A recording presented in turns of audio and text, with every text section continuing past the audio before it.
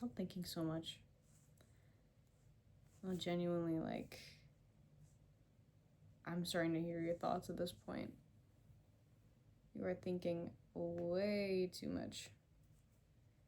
You know, everything that's been built by humans, everything that's man-made is so overcomplicated for absolutely no reason.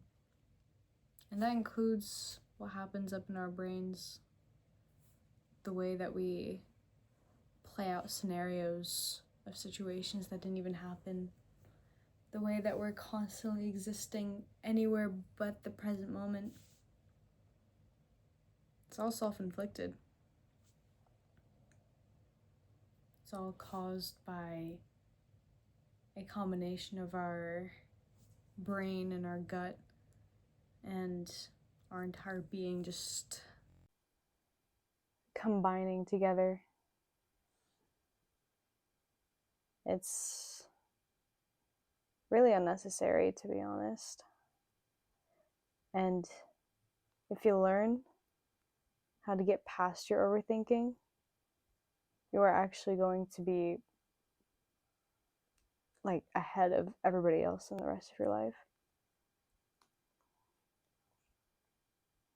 Overthinking is a disease. It's something that traps you, sends you into a spiral. It's never progressive.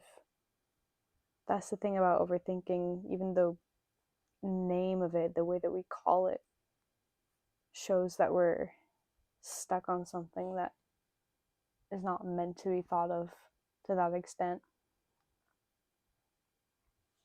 There's not much that really needs to be thought of to that extent. Even major life decisions. The fact that we choose to ignore our gut, our bodily sensations, the way that we feel about things is pretty funny to me. We think that other people know better than we do about ourselves. But at that point, we're just doing what worked for somebody else. Do you feel like you're just trying to do what worked for somebody else all the time? Just trying to follow somebody else's blueprints? That's kind of how society functions in general. We're just following a blueprint that worked for somebody and seeing if it works on us. When in reality, we're just becoming clones of each other. Or facing so much pain, so much discomfort, unnecessary discomfort. There's a difference between good and bad discomfort, but unnecessary pain from trying to be somebody that we're not.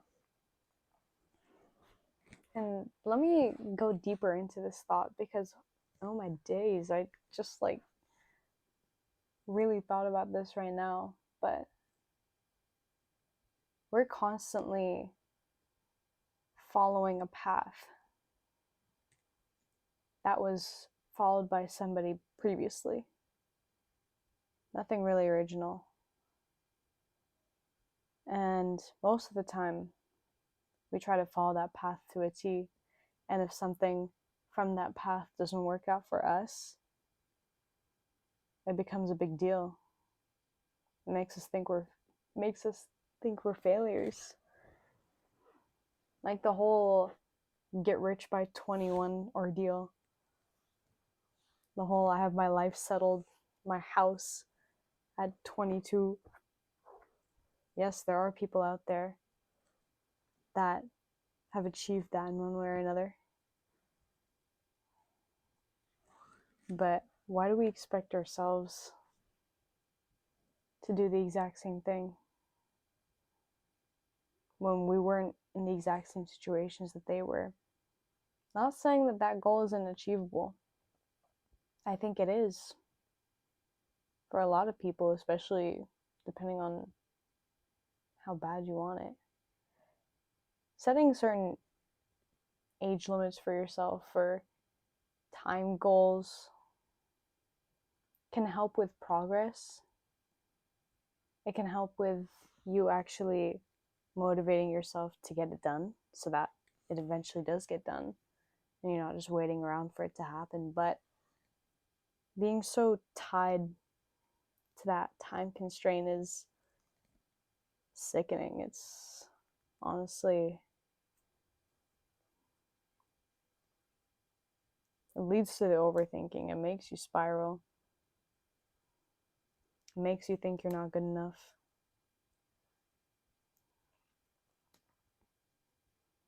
In reality, everything's a social construct. uh we're just playing games with each other.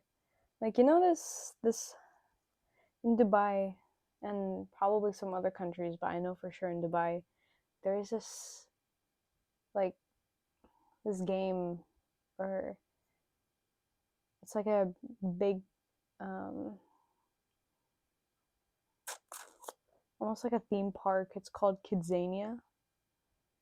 It's like a simulator for children where they go and pretend to be adults. They get money, they go work jobs, they go spend it on some sushi, some cafes, they travel.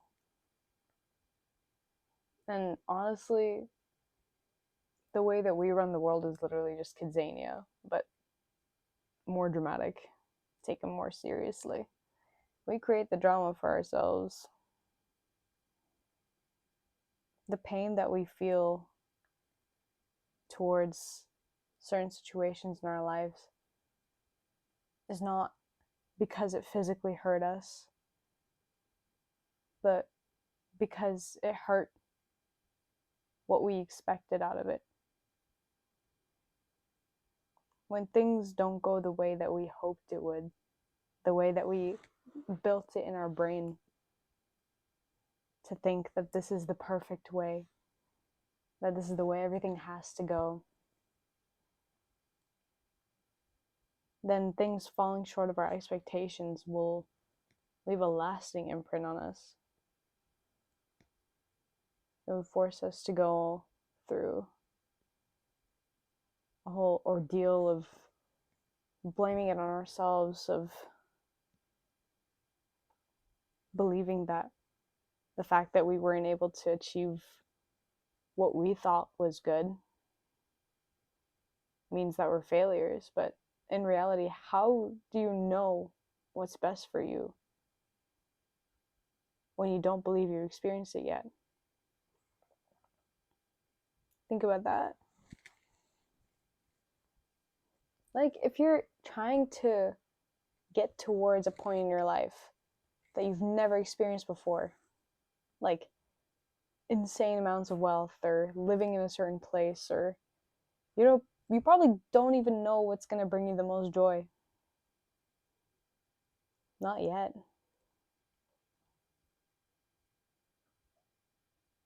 So what are you building towards? What kind of joy are you expecting from figuring things out the way you've always known them to be?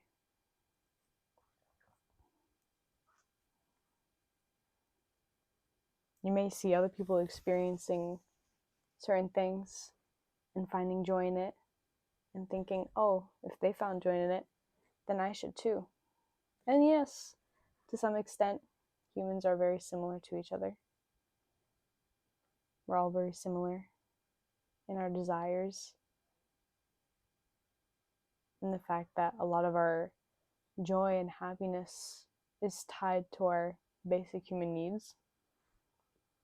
But you can't truly tell what's going to bring you the most joy. You need to just observe yourself. You need to observe yourself. You need to take a step back. You need to take a deep breath.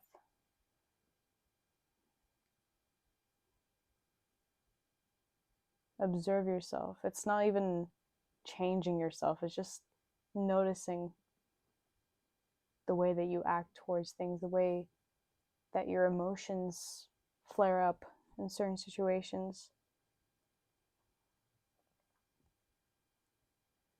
It's noticing and questioning why things are the way they are for you, what it ties back to. And once you do that, you're going to have a very, very clear perception of yourself, of what you like, what you don't like, what you want more in your life at the moment, what's not working out for you, what you need to work on, what was never your fault, what has consistently been your fault.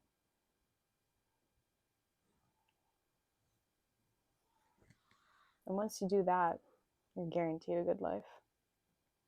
Because that's when you're truly working for yourself and not against yourself. I don't know, I feel like this message was a little bit scattered, but hopefully somebody got something out of it. So thank you for listening and watching me sparsely crochet. I'm starting these shorts for the summer. Still a bit of a way to go. This is supposed to be the waistband, and I'm going to make a low rise. So you'll see it eventually. But that's all. Bye-bye.